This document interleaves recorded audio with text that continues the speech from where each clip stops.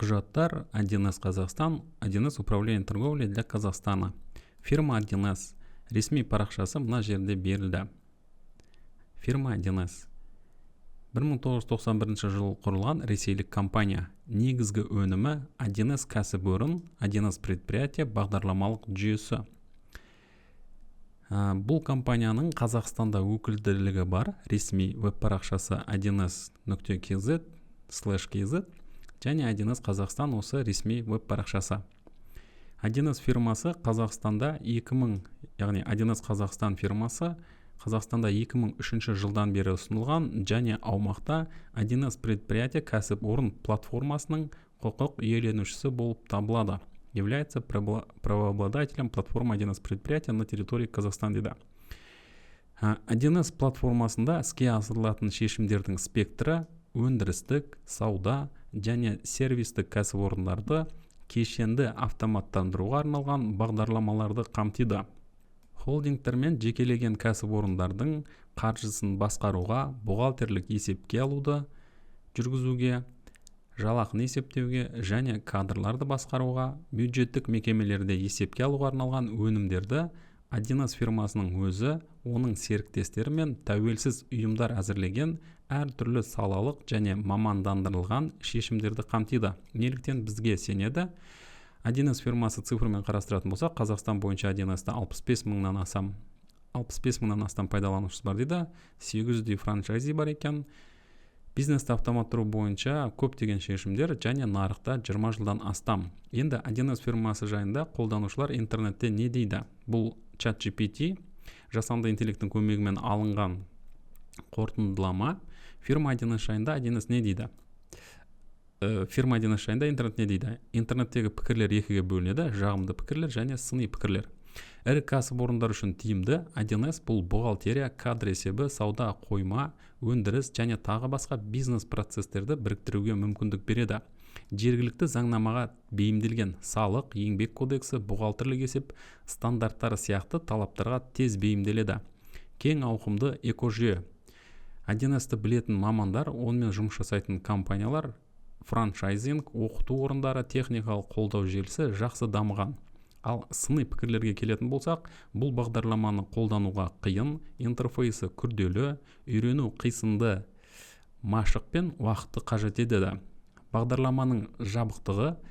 1С фирмасы көп жағдайда осы өзінің құжаттарын, сондай-ақ оны үйрену, оқу, онымен жұмыс жасау және бағдарламаны трайл дейміз, жаңағы уақытша пайдалануға өте қиын алу. Сондықтан кейбір жақсы сапалы құжаттамалар жетіспейді. Ресми дереккөздерде нақты мысалдар сирек кездеседі.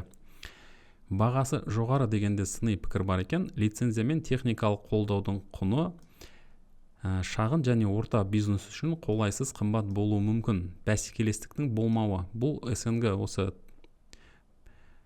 СНГ мемлекеттер нарығындағы монополия ретінде қабылданады дейді.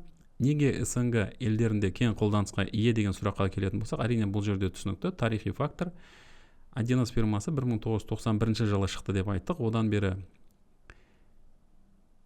ТМД мемлекеттерінің көлемінде көптеген осы бағдарлама ең алғашқылардың бірі болып пайда болды және орыс тілінде кең тарады, және де заңнама үйлесімділігі Ресей, Қазақстан және ТМД басқа елдерінің салық есеп жүйелеріне арнайы бейімделген. Бұл бағдарламаның ең бір артықшылығы, бұл 1С бухгалтерия деген бағдарламасы әсіресе кең тарады және бухгалтерия уақыт өте өзгеріп отыратын Қазақстан Республикасы немесе басқа мемлекеттің заңнамаларымен тез сәйкестендіріп, өзгерістерге бағдарламашылар керекті өзгерістерді енгізіп, автоматтандыруды, есептеулерді жүргізуге оңайландырады. Енді бұл жерде неге кең қолданысқа ие деген сұраққа келетін болсақ, осы жерден оқысаңыздар болады. Бұл 1С фирмасымен қалай жұмыс жасаймыз деген сұрақ туындайтын болса, 1С франчайзи компаниялары арқылы жүйені орнатады және олар сізге бейімдеп береді. Әдетте компанияның бухгалтерлері мен IT мамандары арнайы осы 1С фирмасының оқу орталықтарынан кішкене дайындық курстарын өту мүмкін. Енгізу процесі кейде бірнеше айға дейін немесе үлкен жобаларда бірнеше жылға да созылуы мүмкін депті. Баптау мен жаңарту жұмыстары тұрақты түрде жүргізіледі. 1С фирмасы өзінің клиенттерін әрқашан қолдап жаңартулар, өзгертулер шығарып отырады. Алайда оның барлығы қазір төменде келеміз. Оны алу енді шын айтқанда ақылы бір жағынан ИТС деген сияқты жазба келеді. Құжаттарын табу өте қиын деген тағы да бір сыни пікір бар екен. Ресми құжаттама толық емес, немесе тек ақылы қолжетімді ашық дерек көздерде форумдар, блогтар, видео парақшалар көбіне бейресми ақпараттар таралған. Кейбір мәліметтер франшиза арқылы ғана беріледі, ашық түрде таратылмайды. Бұл тәсіл монетизация және франчайзинг моделінің бір бөлігі. 1С фирмасы өзінің бағдарламаларын, өзінің өнімдерін франчайзинг арқылы таратады және оларды ашық ресурстармен табу қиын болуы мүмкін. Бағдарламаға қандай баға береді деген сұрақтар келген, мамандар, бухгалтерлердің көбісі айтады, кәсіби бұл бағдарлама мықты, бірақ күрделі деп айтып жатады, үйренуге уақыт керек. Шағын бизнес иелері қымбат әрі түсініксіз, бірақ өкінішке орай оның балама бағдарламаларын табу қиын. IT қоғамдастыққа келетін болсақ, бұлардың кейбіреуі айтады екен, осы 1С бағдарламасы шын мәнінде ескірген шешім болып табылады, себебі ол жердегі платформаның, сондай-ақ бағдарламалау тілінің, оның ішкі құрылыстарының, деректер базасы барлығы заманауи талаптарға сәйкес жаңартылғанмен қатты өзгеріп кете алмайды. Сондықтан бір өзінің минустары бар екені анық. Басқа ERP шешімдер, мысалы Odoo, SAP, Bittrex 24 сияқты бағдарламаға қарағанда жабық және көне архитектуралы деп айтады екен. Енді осындай минус жағы бар екені нақты белгілі. 1С фирмасы өзінің бағдарламаларын, құралдарын, көрсететін қызметтерінің барлығын 1С франчайзинг арқылы таратуға тырысады. 1С франчайзинг 1С фирмасының серіктестері, тауары мен қызметтерін таратушы жергілікті компаниялар. Олар 1С предприятие шешімдер жүйесі арқылы кәсіпорындарды басқару мен есепті автоматтандыру бойынша кешенді қызметтер көрсететін ұйымдар. Енді бұл франчайзингтер әрине не істейтіні түсінікті. Бұлар бағдарламалық өнімдерді таңдауға сізге көмек береді, бағдарламалық өнімдерді сатады, жеткізеді, орнатады, баптайды, енгізеді. Саудадан кейінгі қызмет көрсету әрине сізге орнатып болғаннан кейін оны кішкене қолдау жұмыстары болуы мүмкін. Ақылы кеңес береді, пайдаланушыларыңызды оқытады, ақпараттық технологиялық қолдаулар көрсетеді. 1С франчайзинг бұл жаңағы Қазақстан, бізде мына жерде франчайзингтер, прайс-лист, өнімдері, сондай-ақ сервистер, оқыту серіктестері, бұлттағы 1С байланыстар, жалпы мына жерде барлық ақпарат негізі берілген осы сайтта, және бұны қазақ тілінде, мына жерде қазақ тілінде осылай ақпаратты алсақ болады. 1С франчайзинг компаниялар көбісі жоғары сапалы қызмет көрсетеді дейді, себебі ол жердегі білікті кәсіби мамандар жұмыс жасайды және олардың көбісі сертификаттан өткен болуы мүмкін дейді. Бұл жерде сіздің қай салада айналыссаңыз да 1С фирмасы сізге сондай шешімдер ұсына алады деп жазған екен. Сонымен қатар ақпараттық технологиялық қолдау. Енді бұл бір қызықты мәлімет, сондықтан 1С ИТС дегенді кішкене бөліп қарастырайық. 1С ИТС деген не? 1С кәсіпорын 1С предприятие бағдарламасын пайдаланушыларға сервистерді алу үшін жасалатын бірыңғай келісімшарт, яғни бағдарламаны жаңартып отыру, оның құжаттамасы, бағдарламаның қолдауы осы 1С ИТС жазбасы келісімшарт арқылы келеді, және франчайзинг компаниялар осы ИТС келісімшартына отырып сізге қолдау көрсетеді. Ол үшін мына жерде кейбір сайттарға сілтеме қалдырылды, қараңыз. 1С ИТС бұл единый договор для получения сервисов пользователям 1С предприятия дейді, және мынау сілтемеге келсеңіз, бұл жердегі ақпарат ашық, орыс тілінде егер оқыңыз келсе, осыны оқып түсінсеңіз болады. Сондай қазақ тіліне аударылды. 1С KZ фирмасы осы 1С ИТС деген не екенін мына жерде жарнамалап жазған екен. 1С ИТС единственный способ легально обновлять 1С программу и получать сервисы без угрозы для данных дейді. Заявка қалдырсаңыз, әрине сізге бірден хабарласады, және сізге осы 1С франчайзинг компаниялар бірден көмектеседі. Бұл жерде 1С Қазақстан ИТС келісімшартына отырсаңыз, сізге комплексті қолдау көрсетіледі. Заманауи технология және сенімді әрі қолайлы жұмыс істеуге мүмкіндік береді деген екен. Және біздің мамандарға онлайн хабарлама қалдырсаңыз, әрине сізге келісімшартқа бірден компанияңызды алады, және де бірден осы барлық 1С фирмасының жұмыстарын, қызметтерін сізге ұсынуға шын айтқанда дайын екен. Енді өзіміз танысып көрейік, бұл не екен? Ақпараттық технологиялық қолдау. былайша айтқанда осы информационно-технологическое сопровождение, ақпараттық технологиялық қолдау. Бұл 1С фирмасы мен оның ресми серіктестері, франчайзингтері бірлесе отырып 1С предприятие бағдарламасының қолданушыларына көрсететін кешенді қолдау жүйесі. 1С бағдарламаларын пайдаланушыларға қолдау көрсету 1С ИТС келісім шарты негізінде жүзеге асырылады дейді. Бұл келісім шартты 1С предприятие жүйесінің заңды бағдарламасын сатып алған пайдаланушылар заңды немесе жеке тұлғалар жасай алады. Яғни кез келген франчайзингке хабарлассаңыз, олар сізге 1С ИТС келісім шартын жазуға әрине бірден көмектеседі. 1С ИТС келісім шарты 1С фирмасының серіктестерімен, яғни франчайзингтермен сатып алған кезде бағдарламаны жасалады дейді. Сапалы ақпараттық технологиялық қолдау мен сервистік және консалтингтік қызметтер алу үшін 1С фирмасы өз өңіріңіздегі 1С қолдау орталықтарына немесе сервис серіктестеріне жүгінуді ұсынады дейді. 1С келісім шартын жасай отырып 1С бағдарламасының пайдаланушылары мыналарды алады деген екен. Бағдарламалық өнімдердің заңды жаңартулары, кәсіби ақпараттық жүйе, енді 1С осы ИТС-тің ішінде мынандай жерге жаңағыдай көрсеткендей кіресіз, одан кейін осы порталға кіргеннен кейін осы жерде кейбір емес біраз құжаттарға қол жетімді болады, алайда ол құжаттың сапасы енді шын айтқанда қалай айтсам екен, ол енді өзіңіз оқып танысып көрмесеңіз оны бірден айту қиын, оны оқу қаншалықты мықты екенін. Бірақ Қазақстан 1С ИТС Қазақстан осы оның да жеке өзінің порталы бар, және сол жердегі құжаттардың сапасы бір жағынан жақсы сияқты негізі.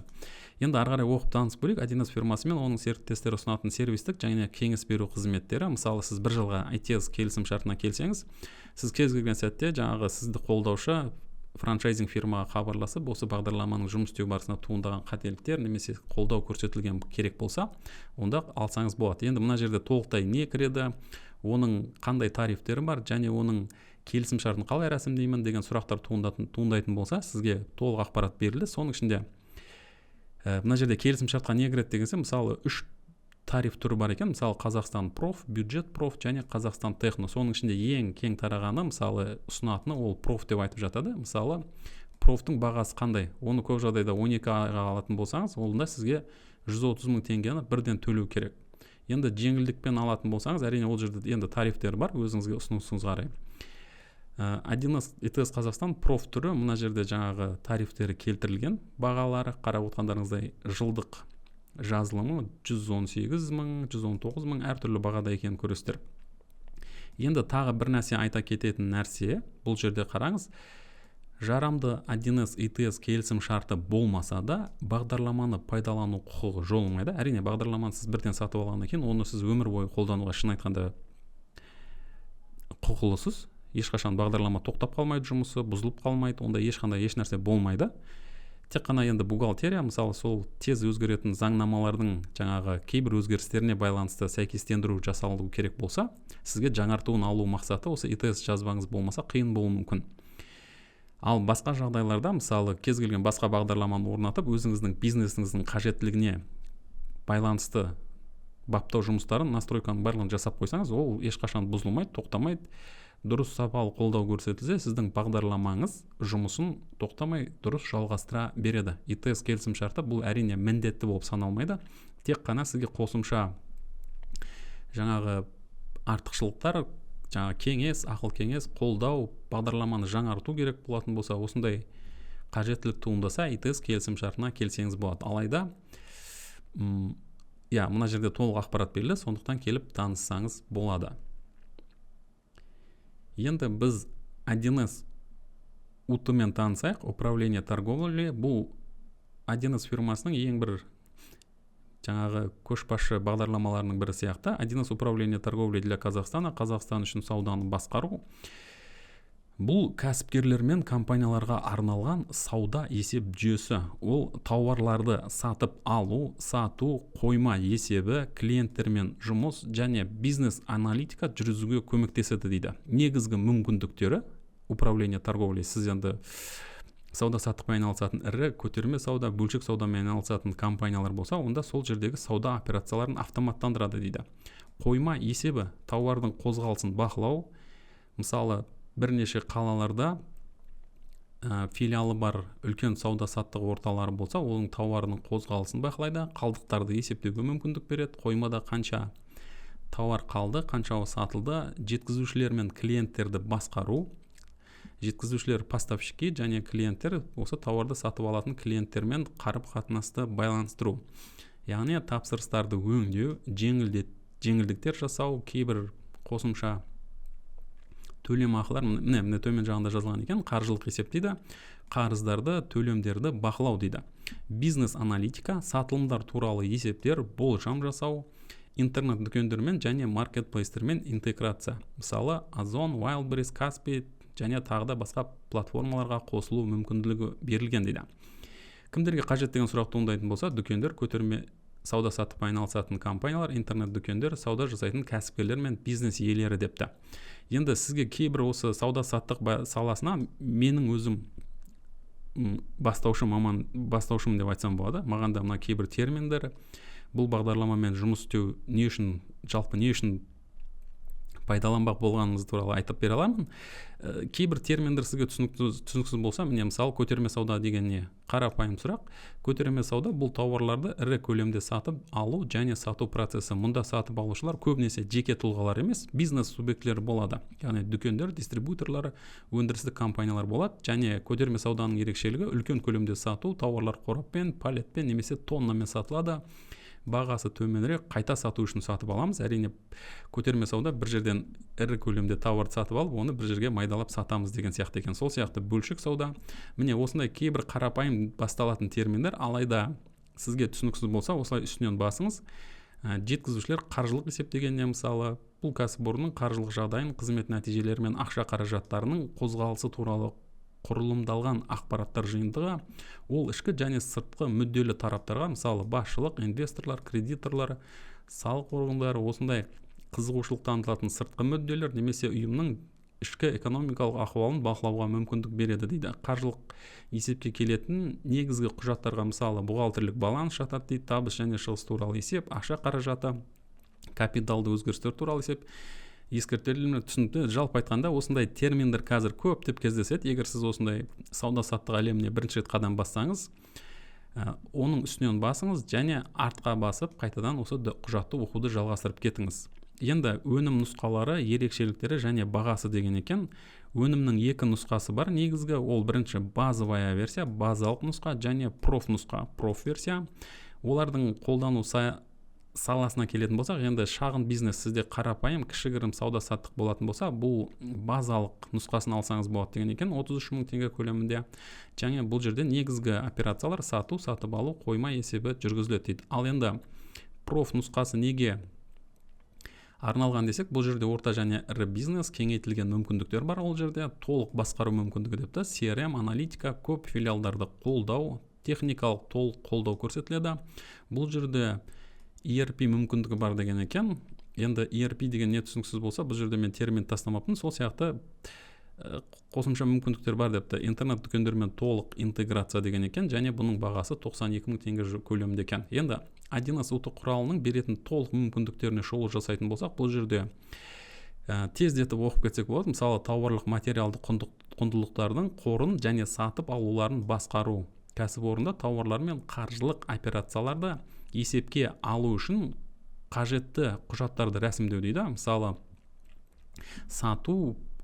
тауарды сату, әкелу, складқа кіргізу, қоймаға кіргізу, оны қоймадан жылжыту, осындай көп деген жаңағы сауда-саттық кезінде үлкен сауда-саттық айналысатын компаниялар үшін әсіресе өте пайдалы, мүмкін пайдасы көп депті. Мына жерде келтірілгендей барлық операцияларды автоматтандыруға мүмкіндік береді деген екен. Енді шынын айтсам, мынаның бәрін тізбектеп оқып отырсам болады, алайда мен біздің сауда-саттықпен ірі компания емеспіз, сауда-саттықпен айналысып, сондықтан маған кейбір мына операциялардың өзі түсініксіз болуы мүмкін. Алайда бұл жерде нені көруге болады? Мысалы, кәсіпорын қандай да бір операция жасаса дейді, тауар сатып алса дейді, немесе оны сатса, қоймаға кіргізсе, қызмет көрсетсе және тағы басқа болса, оны құжатпен рәсімдеуге мүмкіндік болады.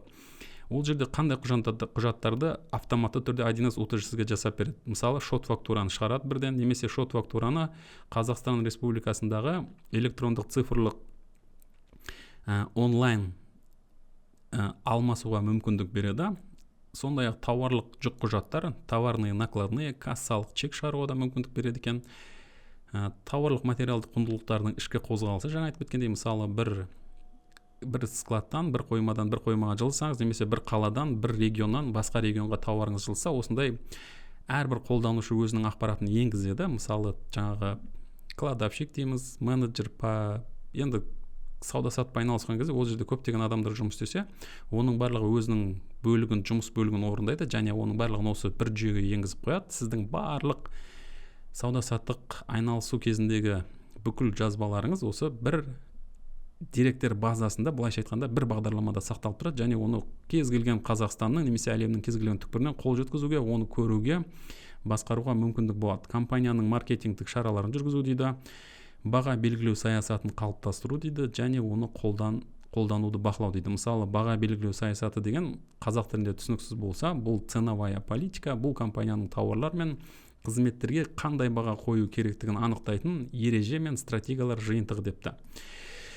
Енді кейбір функциялары бұл жерде жарнамалық материалда айтылғандай нақты керемет жұмыс жасамауы мүмкін, алайда осындай көптеген мүмкіндіктер бар. Оны ары қарай оқи беретін болсақ, мысалы сауда өкілдерімен жұмыс жасауға мүмкіндік береді. Сауда өкілдері дегеніміз бұл жерде әрине торговые представители, көтерме және бөлшек сауданы басқару, барлық мәліметтерді есепке алу, тапсырыстарды құру, тауарларды қабылдау, сату және қайта рәсімдеу. Мысалы, тауар кейбір кезде қайтарылатын болса, оны қайтарылатын тауарды бір менеджер мысалы енгізеді, оның себебін жазады, соның барлығы сіздің базаңызда тұрады. Ол ешқашан жоғалып кетпейді. 1 жыл өтсе де, 10 жыл өтсе де базаңыз жоғалмаса, барлық осындай ақпараттарды жазып сақтап қоюға болады. Клиенттерге қызмет көрсетуді автоматтандыру және есепке алу деген екен. Оның не екенін шын айтсам қазір нақты айта алмай отырмын. Кәсіпорынның қолма-қол және қолма-қолсыз ақша қаражатын есептеуге мүмкіндік береді. Кассалық кітап жүргізуге мүмкіндік береді.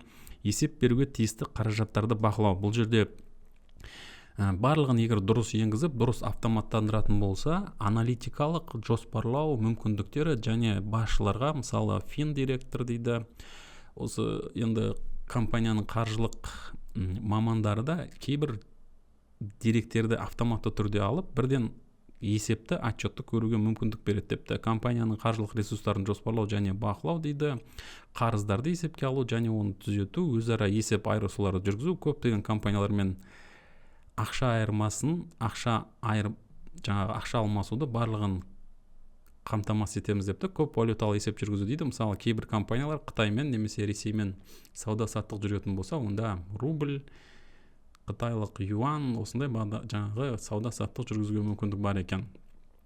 Енді 1С ұлты бағдарламасы осындай өте керемет мүмкіндік береді деген екен. Олай болса, келесі сатыда бағдарламаны орнатуға кірісейік. Бағдарламаны орнату, сауданы басқару, управление торговлей конфигурациясының демонстрациялық базасы. Сіз бұл жаңағы демонстрациялық базаны алу үшін, барлық платформаны алу үшін мына екі сілтемеге келіңіз. Сол жерде бірінші сілтемені қазір көрейік.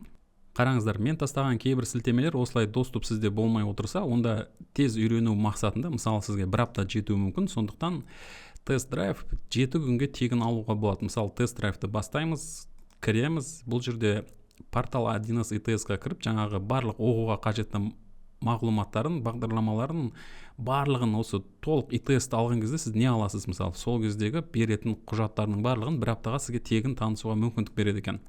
Олай болса, сізде Mail.ru немесе ВКонтакте, Яндекс, сондай-ақ Эватор клиенті болсаңыз, немесе мына жерге Mail.ru болса, сіз осы жерге тіркелесіз. Мысалы, мен Mail.ru арқылы кіруге тырысып көрейін. Осы жерде email мекен жайымды, паролім терем және 1С ИТС-қа мен мысалы қолдау жаңағы аламын.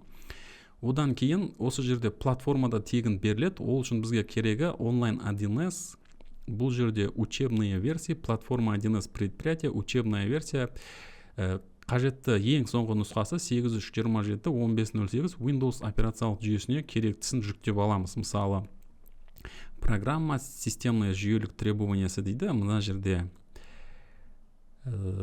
міне, получить продукт бесплатно. Бұл жерде аты жөніңізді, тағы да почта, телефон номер, мынау ақпаратты береміз. Мен осы келісемін. Одан кейін жаңағы ақпаратты бергеннен кейін сізге сілтеме береді, және сіз оны жүктеп аласыз. Енді сізде қазір мынандай сұрақ туындауы мүмкін: технологиялық платформа және конфигурация деген не деген сұрақ туындаса, ешқандай уайымдамаңыз. Қазір біз былай істейміз: 1С управление торговлей осы бағдарламаны орнатамыз және сол жердегі платформа мен конфигурацияның айырмашылығын нақты көреміз. Мына жерде осы платформаны және конфигурацияны орнату үшін сізге керекті файлдар, одан кейін жүйелік талап. Мысалы, сізде кәдімгі көп жағдайда біз Windows операциялық жүйесін қолданамыз, соның ішінде Windows 10, 11 операциялық жүйесі, сондай-ақ оның жедел жады 4 гигабайт жобасында және дискіде 10 гигабайттай бос орын болса болды, оны орнатуға мүмкіндік болады. Содан кейін біз жүктелген файлды setup.exe-ны басамыз, ары қарай далее, мына жерде суреттері келтірілген, лицензияны орнату дейді. Одан кейін бізге конфигурация Қазақстан үшін бухгалтерия, управление торговлей, розница, осы 3 мысалы конфигурация бар. Енді олай болса орнатуға келетін болсақ, мен мына жерде дайындап қойдым. Мысалы 8324 1467 платформасы осы Windows-қа арналған, соның ішінде Windows 64 биттік операциялық жүйеге арналған setup.exe мына файлды басуымыз керек. Мендегі операциялық жүйе қазір система. Мына жерде қараңыздар, менде 64 биттік операциялық жүйе орнатылған. Енді